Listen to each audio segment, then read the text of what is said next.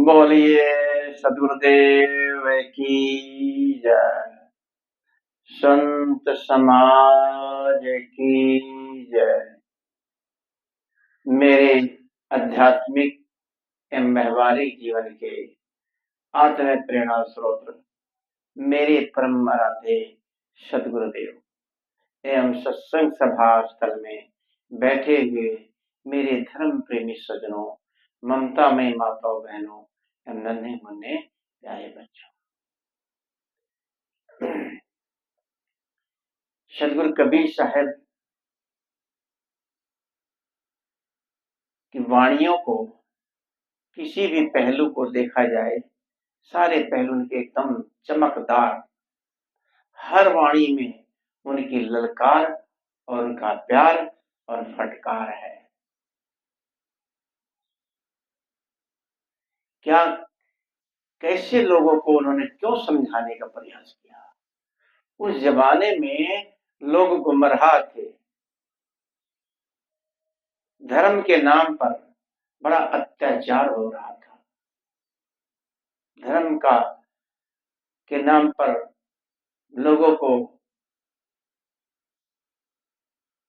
हिंदू से मुसलमान और धर्म के नाम पर, देवी देवताओं के नाम पर जानवरों की बलि देना, ऐसा सब बहुत प्रचार प्रसार था। वेदों से भी पता लगता है कि पहले भी बलि दी जाती थी। पहले भी घोड़े की बलि दी जाती थी। अश्वमेध यज्ञ रचा जाता था तो उसकी बलि देते थे। अश्वमेध यज्ञ में कहते हैं 300 पशु काटे जाते थे, 300 पशु। और वो जहां कटता था वो कमरा पूरा बूचड़ खाना, खून से लथपथ भरा हुआ, कसाई खाना का हो। किसी ने भी अश्वमेध यज्ञ किया, चाहे कृष्ण जी ने अश्वमेध यज्ञ किया, पांडवों ने किया था, चाहे राम ने अश्वमेध यज्ञ किया, सबने जीव हत्या करवाई। 300 पशुओं को काटा जाता है। ये वेद के अंदर बिल्कुल साफ लिखा हुआ है। अश्वमेध का मतलब यही है, अश्वमेध यज्ञ, अश्व माने घोड़ा। तो इसके तो बारे में बहुत कुछ लिखा गया है। यानी कि पहले से ही ये बलि देने का, काटने का चलता रहा। आज तो कुछ बहुत कम हो गया है, लेकिन मुसलमानों में कोई कमी नहीं आई है। बराबर बलि देते हैं, बकरा काटते हैं, भैंसा काटते हैं, गाय काटते हैं, ऊंट काटते हैं, पता नहीं क्या क्या काटते हैं। ये सब उस जमाने में, कबीर के जमाने में भी था। इसका विरोध कबीर साहब ने किया।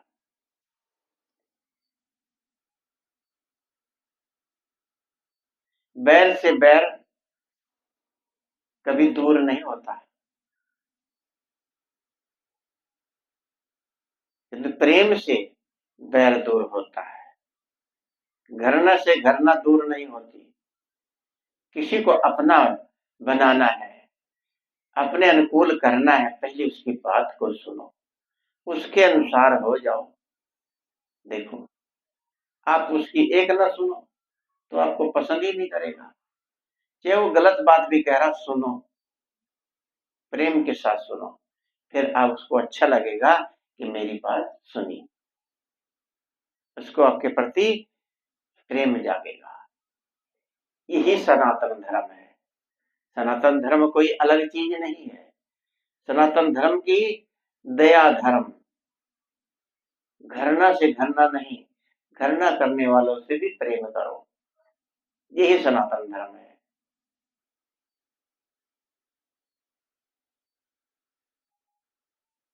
और संप्रदाय के अनुयायी जो हैं, सनातन धर्म को अधिक से अधिक प्रचार प्रसार करते हैं। यही ईश्वर की सच्ची पूजा है, इबादत होगी। आपस में भाईचारा प्रेम, जिसके के मन में अपने से भिन्न विचार विश्वास रखने वालों के लिए घृणा नफरत वैर होगा, हिंसा की भावना होगी, तो सनातन धर्म कहाँ, वह धर्म नहीं समझा जा सकता। ईश्वर अल्लाह के नाम पर दूसरों की हत्या करना, उधर कहते हैं खुदा निहायत रहम दिल वाला है। उस रहम दिल वाला कभी किसी की हत्या करवाएगा? वो तो रहम दिल वाला है। अब रहम दिल वाला जैसे कि कोई माँ बाप अपने बच्चे की का नुकसान तो चाहेगा नहीं, हत्या तो बहुत दूर की बात है। तो हमारा जो अल्लाह है, खुदा है, भगवान है, वह समझता है जिसके मन में केवल मनुष्य ही नहीं, तो हर प्राणी मात्र के प्रति दया करुणा होगी, प्रेम होगा। ऐसे प्रेम मनुष्य के अंदर होगा तभी तो हम एक सनातन धर्म स्थापित कर सकते हैं। प्रेम ही सबसे बड़ी पूजा है। अभी सदगुरु कबीर साहब को कहना पड़ा, 2.5 अक्षर प्रेम का पढ़े तो पंडित होए। 2.5 अक्षर क्या है? 2.5 अक्षर का मतलब प्रेम। पै आधार रे, पै में प्रेम, मैं 2.5 अक्षर हो गया।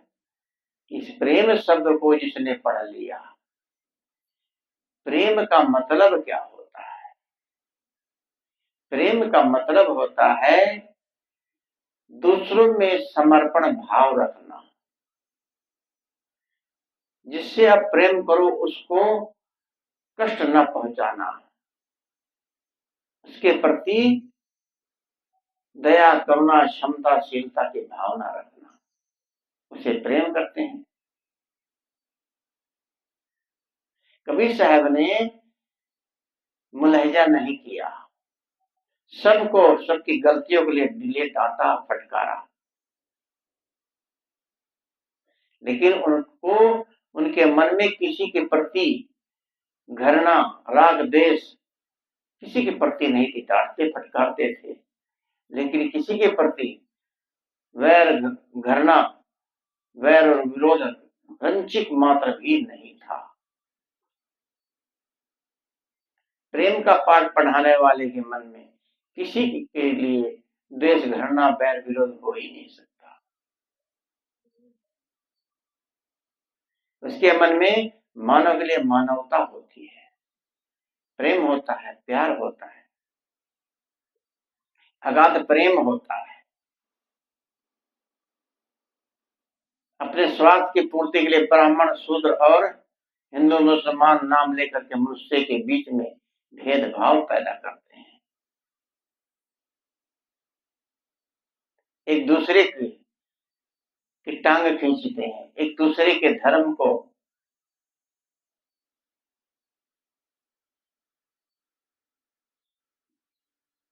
अपने धर्म से छोटा बताते हैं, अपने धर्म को बड़ा बताते हैं। मनुष्य को गुमराह करने के लिए छोटी बातें मनवाने का षड्यंत्र रचते हैं। खुदा की ये ऊपर से किताब आई है, वेद शास्त्र में लिखा है, वेदों की दुहाई देते हैं। वेदों में तो पता नहीं क्या क्या लिखा है, लेकिन वाणी को सत्तू की तरह छानो, सत्तू नाम चेतौना कैसे कुछ लिखा है वेद के अंदर, कि जैसे छलनी से सत्तू को छाना जाता है, ऐसे वाणी को छानो।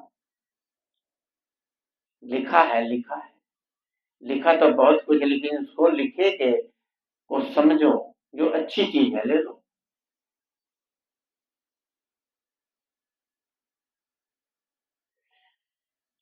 ईश्वर अल्लाह मतलब वेद कुरान का हवाला देकर मनुष्य एक दूसरे को गुमराह करता है, षड्यंत्र रचते हैं, जबरदस्ती मनवाने का प्रयास करते हैं। इसी को लेकर के सदगुरु कबीर साहब को तभी बोलना पड़ा। मिथ्या स्वाद की रोटी सेकने वालों के लिए, अपनी गद्दी मेहनती के लिए, मेरी गद्दी मेहनती सुरक्षित रहे, सोची समझी दुर्नीतियां अपनाते हैं। आज हर व्यक्ति के अंदर,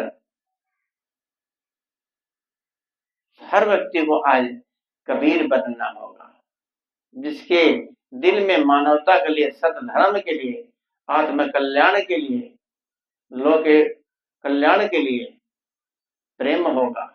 अगर रंची मात्र भी प्रेम नहीं होगा, वो मानव समाज का हित कभी कर ही नहीं सकता।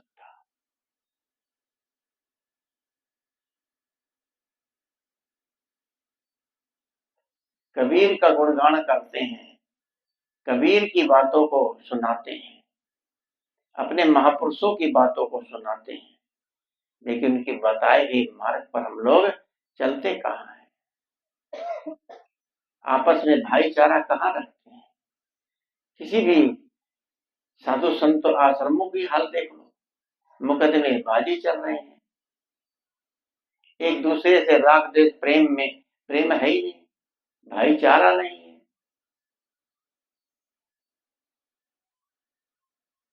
दस 15 20 लोग हैं आश्रम के अंदर, प्रेम से रहना ही नहीं जानते। आपस में जब वहां रहो तो पता लगता है कि देखने से बाहर बहुत चमक धमक कपड़े पहन के और स्टेज पर बैठ के प्रवचन तो सब कर सकते हैं, लेकिन उनकी कथनी करनी रहनी कैसी है? जैसे आप बोलते हो, जैसे कहते हो, क्या ऐसे हम व्यवहार करते हैं? ऐसी क्या हमारी रहनी है? कबीर बनना सहज नहीं है, कबीर की बातों को भी मानना सहज नहीं है। जब भी कबीर ने कहा ये तो खाला का घर ना है, खाला का मतलब मौसी का घर नहीं है ये, जैसा चाहो वैसे साधु बन लो, जैसा मर्जी करो, लोहे के चने चबाने के समान है। इसलिए हमें कबीर बनना है, हर व्यक्ति को कबीर बनना है। कहा जा सकता कबीर बनना या अपने भीतर कबीर को पैदा करना है, जिंदा रखना उनके विचारों को, यही कबीर बनना है। लेकिन हर आदमी के लिए संभव नहीं है, इसके लिए हमें कुर्बानी देनी पड़ेगी।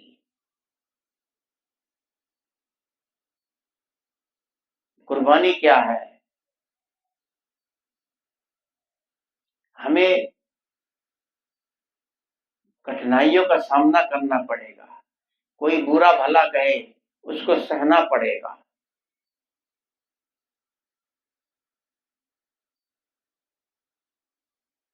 ये कबीर बनना सबके बस की बात नहीं है। देखिए, जैसे मन में कबीर के लिए इंसानियत है, सत धर्म के लिए, अपने देश के लिए, मातृभूमि के लिए सच्ची मात भी प्रेम है, तो हम कबीर के अनुयायी हो सकते हैं, कबीर संप्रदाय के हो सकते हैं। लेकिन समाज में यदि हम लोग नफरत घृणा भरते हैं, दूसरे के प्रति प्रेम नहीं है, तो हम कबीर क्या, हम एक इंसान भी नहीं है।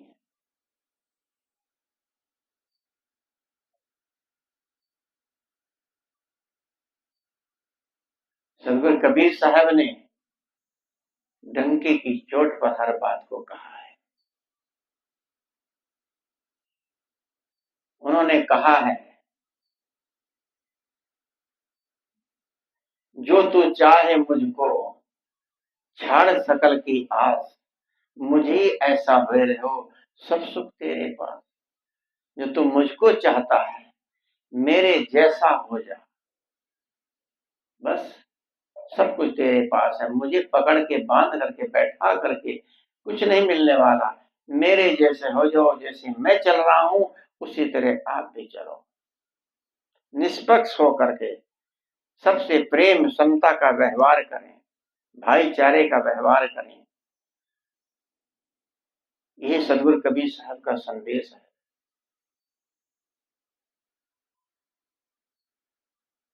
कबीर साहब ने निष्पक्षता की बात करी, मानवता की बात करी है। उनके विचारों को हम लोगों को अपने अंतःकरण में उतारना चाहिए। कबीर का ज्ञान है, वो ज्ञान है कि उसमें सारी दुनिया समा जाती है। कबीर की वाणियों को, बातों को काटने वाला कोई आज तक पैदा नहीं हुआ।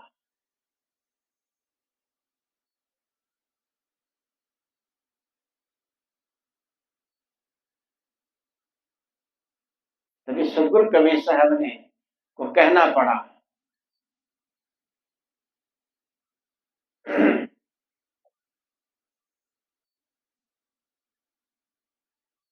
तन धर सुखिया कोई न देखा, जो देखा सब दुखिया। उदय अस्त की बात कहत हूं, सबका किया विवेका। सबका विवेका, उदय अस्त, पूरे संसार के का विवेक करके बता रहे हैं सदगुरु कबीर साहब कि पूरा संसार सुखी नहीं है, सब दुखी है। दुखी क्यों है? क्या दुख है? सब कुछ है, गाड़ी घोड़ा बंगला खाने को भी मिल रहा है, लेकिन अंदर से शांति नहीं है, अंदर से पीड़ा है, अंदर से अशांति है, कुछ कमी महसूस लगती है। वो क्या कमी है, उसी को समझना है। जिसके अंदर ज्ञान भक्ति वैराग्य जागृत हो जाएगा, कुछ पाना नहीं रहेगा। हम लोग दुखी क्यों हैं? कुछ पाना चाहते हैं, बाहर से जो पाना चाहता है वही दुखी होगा। जब कुछ पाने की कामना नहीं रहेगी, कुछ भी, मुक्ति भी नहीं पानी, मोक्ष भी नहीं पाना, कुछ पाना नहीं है, मुक्ति में जीना है बस।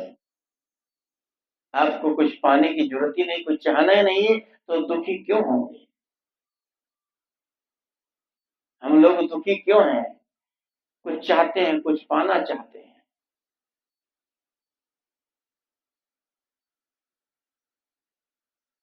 बड़े बड़े महापुरुषों को उदाहरण दिया उन्होंने। शुक्राचार्य, सुखदेव मुनि जो थे, कहते हैं कि गर्भ अवस्था में ही पेट के अंदर से ही उनको ज्ञान हो गया था और पैदा होते भाग लिए थे। जब भी कहा कि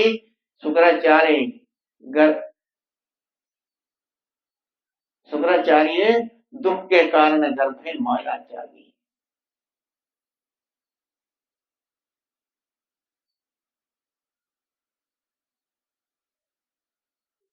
दुख क्या है? संसार में आना ही तो दुख है। संसार में आकर के हर आदमी बिलबिला रहा है, दुखी है। दुख है क्या समझ में नहीं आता, लेकिन अंदर से फीलिंग होती है कि कुछ अंदर कमी लगती है।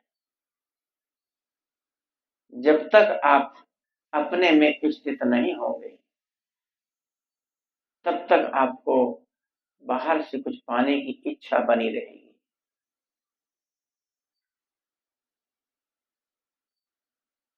जरा सोचो, साथ क्या जाएगा? हम लोग यहाँ संसार में जन्म लिया है, 10 20 50 60 70 के हो गए। क्या कुछ कल्याण का काम कर पाए, मुक्ति का कर पाए, कुछ शांति मिली? जो अब से 20 साल पहले कमी थी, वही कमी आज भी है कि कुछ कमी दूर हुई? रोज डेली सत्संग सुन रहे हैं 10 15 20 सालों से, रोज डेली प्रतिदिन। क्या उस सत्संग का कुछ लाभ मिल रहा है कि खाली हम लोग अपनी ड्यूटी अदा करते हैं? सत्संग सुन लिया बस, ठीक है। सत्संग सुनना भी, ऊपर के मन से भी सत्संग सुनते हैं तो जब तक सुनते हैं तब तक तो हमारा अंतःकरण पवित्र तो रहता ही है, लेकिन धीरे धीरे सुनते सुनते मन में स्थिरता भी बनती है और मन अंदर से कचोटता है, बात तो सही है। कोई गलत काम जब करने लगोगे उस सत्संग की बात याद आ जाती है कि नहीं, हमें ऐसा नहीं करना चाहिए। कभी कहीं कहा है गोस्वामी जी ने, एक घड़ी आधी में पुनियाद, तुलसी संगत साथ की हरे कोट अपराध।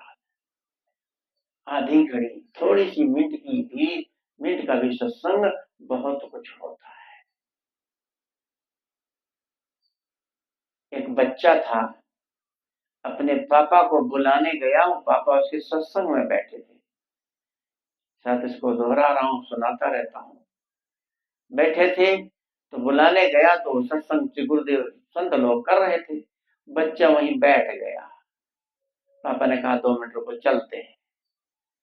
तो सत्संग करते करते बीच में फिर पापा उसके उठ गए और बच्चा बैठा सुनता रहा। 5-10 मिनट सुना था, फिर लड़के को कहा चलो खड़े हो जाओ। तो संत ने कहा काम है तो जाइए, इसको सुनने दो, इसको अच्छा लग रहा। कहे नहीं साहब, ये सुनेगा तो फिर कहीं इसका मन बदल गया तो अभी बच्चा है, साधु बन गया तो आप तो इतने दिन सुन रहे हो, आप तो नहीं बने साधु अब तक। कहे साहब मैं सुनता हूँ, पल्लड़ झाड़ सत्संग सुनता हूँ, पल्लड़ झाड़, ये पल्ला झाड़ करके चला जाता हूँ, ये नहीं सुनता हूँ बस ये छोड़ के, इसके बाद में उसको याद नहीं रखता। संत कहे अच्छा तुम ऐसा सत्संग सुनते हो, तो ऐसे ही हम लोग भी पल्लड़ झाड़ सत्संग सुनते हैं। पल्लड़ झाड़ सत्संग मत सुनो, उसको पल्ले में बांधो। क्या कहा जाता है, हर वाणियां सतगुरु कबीर साहब की दिल को छूती हैं, हर वाणियों के अंदर ज्ञान भरा है। तो हम लोग सुने तो उसको गुने, कुछ न कुछ ले करके उठें और उसको दिन में, पूरे दिन उसको दिमाग में घुमाना चाहिए। क्या कहा गया सत्संग में, खाली बैठने से ये किसी के लिए हम उपकार नहीं कर रहे हैं, बहुत अपना दुस्सौभाग्य समझो। मेरे से कोई संत कह रहे थे सत्संग करते हो, सत्संग में कौन आते हैं, मैं तो परिवार के आते हैं, बुलाते हो कि अपने आप आते हैं। मैं कहा नहीं, आते हैं बच्चे अपने आप सुनते हैं। तो सुनते हैं, आते हैं, बहुत अच्छी बात। मैंने कहा मैं सत्संग करता हूँ, मैं अपने लिए करता हूँ, वो तो एक माध्यम है, उनके माध्यम से मैं बोलता हूँ, लेकिन मैं अपने अंतःकरण को पवित्र करने के लिए और प्रवचन करने का थोड़ा सा सलीका सीखने के लिए, और प्रतिदिन उसको बोलते हैं तो अंदर अंतःकरण के अंदर गूंजता रहता है। जो मैं दिन में पढ़ता हूँ उसी को दोहराता हूँ, वही सदगुरु कबीर साहब की वाणियां है। मैं अपनी तरफ से कुछ नहीं कह सकता, कुछ है ही नहीं कहने के लिए, सब संतों की ही तो वाणियां है, उन्हीं का ज्ञान है। ऑटोमेटिक अपने आप सब फिर निकलने लगता है। ज्ञान तो आपके अंदर है, अंधेरा है, वो दीपक को जलाना है बस। चाहे हजारों साल से किसी गुफा के अंदर अंधेरा हो, अगर उसके अंदर रोशनी जला दो, दीपक जला दो, तो रोशनी एकदम मिनट भी नहीं लगेगी।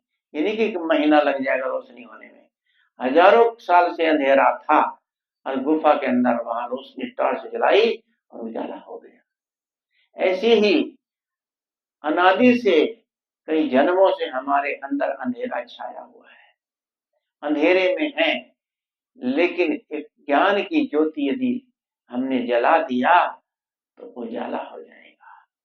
उजाला का मतलब हमारा मन पवित्र हो जाएगा और अंतःकरण साफ हो जाएगा और हम मुक्ति के मार्ग पर चलने लगेंगे। मुक्ति का मार्ग क्या है? कुछ करना ही नहीं। दया क्षमा सतशील विचारा, तामे रहता आत्म प्यारा। दया क्षमा सतशील विचार, इसमें रमो। किसी एक चीज को अपना लो, मन में धारणा कर लो कि दया करनी है, ये सत्य बोलना है, बस झूठ नहीं बोलना, चाहे जान चली जाए।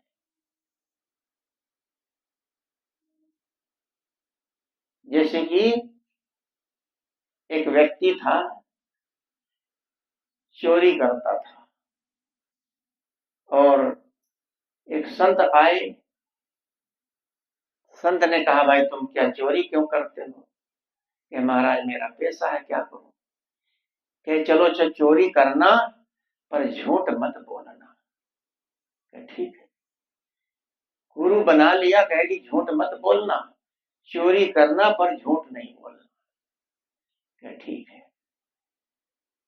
एक दिन राजा के यहाँ चोरी करने का मन बना और वो बढ़िया